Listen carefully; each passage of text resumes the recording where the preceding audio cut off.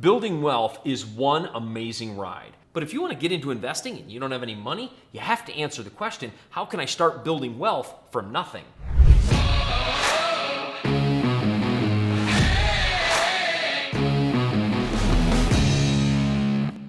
In this video, I'm going to lay down 5 steps you can take to start investing now, even if you don't have anything. Because the truth of the matter is, a lot of people struggle to bust into the investing game because they think it takes only their own capital to invest, and there's no investments that exist out there in which, if you don't have money, you can get into. But what if there was? Let's find out.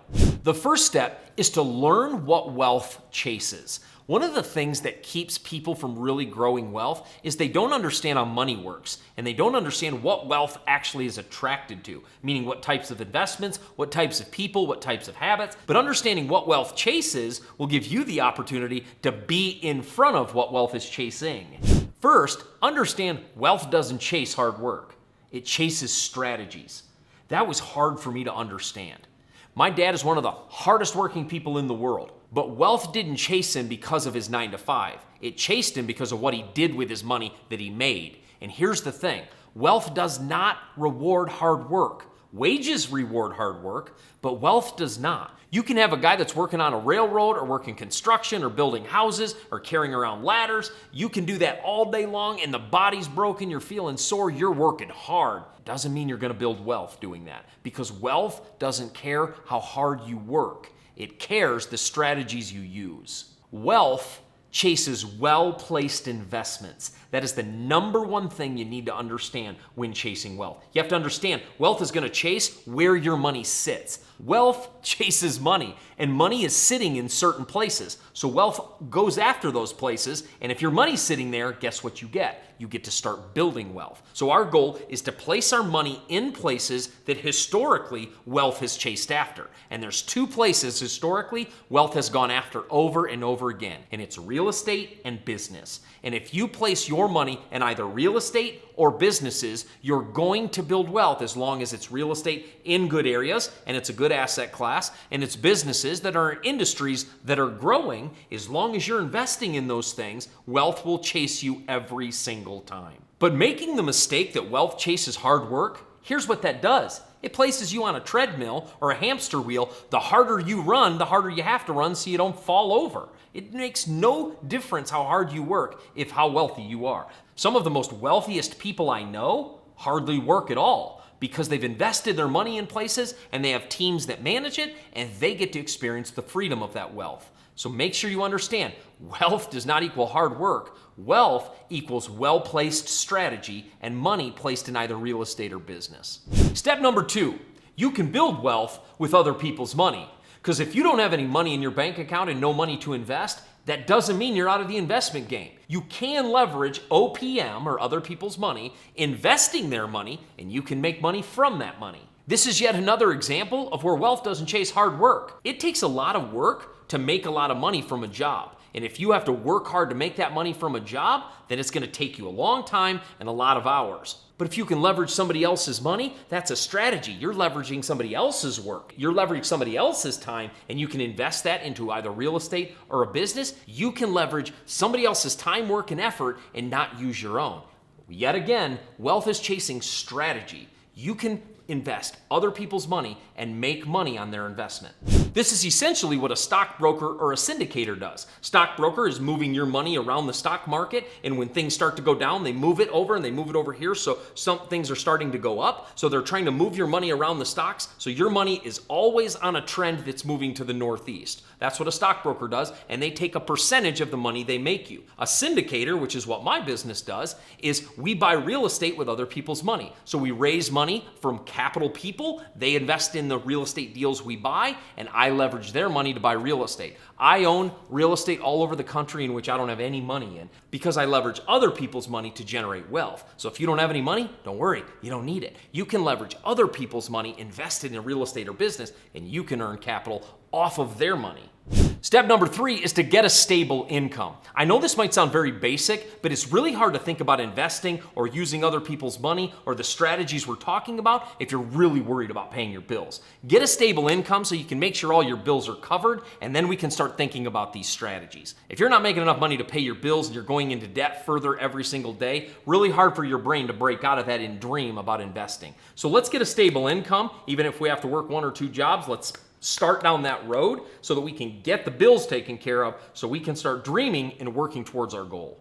Before I go on to the next few steps, make sure you subscribe to the channel so you get all the content of real estate investing and wealth building that we put out. I put out a brand new video every single weekday helping people just like you create wealth, invest in real estate, and manage money in a way that really builds generational wealth for you and your family. So make sure you subscribe, join our family, and let's get back to the content.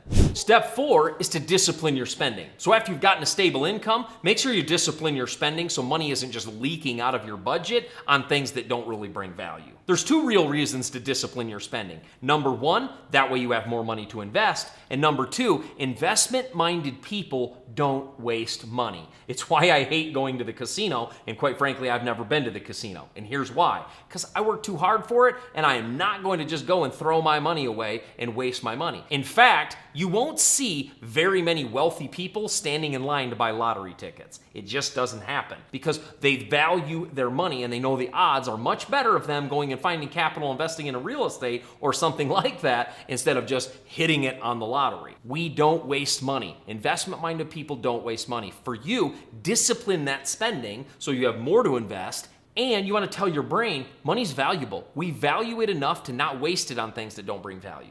Step number 5 is to join wealth building meetup groups in your area and associations. There's a lot of meetup groups around wealth building. And no matter where you live, there's probably a meetup group within driving distance that gets together once a month and talks about wealth building. Even if you don't have any money to invest, getting around people that do and getting around people that think investment minded is one of the best things you can do for your own mindset to become an investment minded person. So you can literally go to meetup.com right after this video, find a wealth group in your area or a real estate investment group, and join one so you can start becoming part of the conversations of wealth building. I know you may not have a lot of money and it may be hard to think about investment, but believe me, live it and believe it before you have it. So let's start living like an investment-minded person. People that invest go to those investment groups. So you might meet somebody there that has some capital that if you were able to do some running and find some good deals, you might be able to take a piece of that deal, leverage somebody else's money to come in on a real estate deal, and guess what?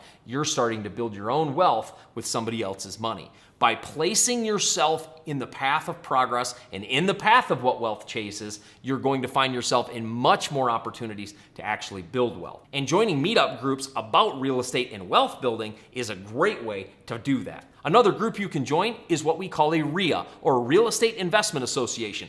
The Real Estate Investment Association is a national association, obviously for real estate investors, and a great place to go to meet other investors that are trying to get into real estate, and a lot of them have capital to invest, but they're nervous to get into real estate. So if you go and you find the deal, you can go to a RIA, start partnering with people that have revenue. It's a powerful way to meet people and start getting into real estate. But most importantly, it's going to shift your mindset and build your confidence. The longer you're around people like that, the closer you are to becoming somebody like that. The old statement, if you're hanging out with 5 negative people, you're going to be the 6th. Jim Rohn did a study back in the 80s, and he proved that your income will be the average of the 5 people you hang around most. That means that look at the 5 people you hang around most, your income will usually match them. So if you're hanging out with broke people, you're probably going to remain broke. If you hang out with wealthy people, guess what's going to happen to you? So let's start changing your network. And a great way to do that is by joining meetups and start joining RIA groups that are close to you.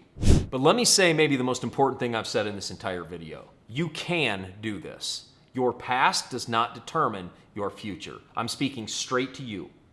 The person that maybe doesn't have money, hasn't made great financial decisions, maybe you've came from a family that doesn't make great financial decisions, that doesn't have to be you. You can end that cycle, and you can even end the cycle in your own life of living paycheck to paycheck and start thinking investment minded. You can do this. However, It's going to take you being willing to put yourself out there, go get in rooms that you feel a little bit uncomfortable because you're not where they are, and start doing things that's going to shape your mind.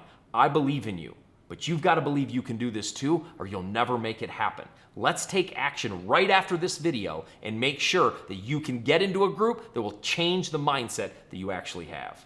I also have a free gift for you, which is a great starting place. I have a free multifamily masterclass that teaches how to get into real estate without using any of your own money. And this is something you really need to pay attention to and snag and watch the whole 60-minute training. Down in the description, there's a link, freemultifamilymasterclass.com. Click that link, you're gonna be taken to a training, and it's gonna really walk you through the 5 things you need to do to buy real estate. This is important for you, and it's free to you, so make sure you use it. I'll see you in the training.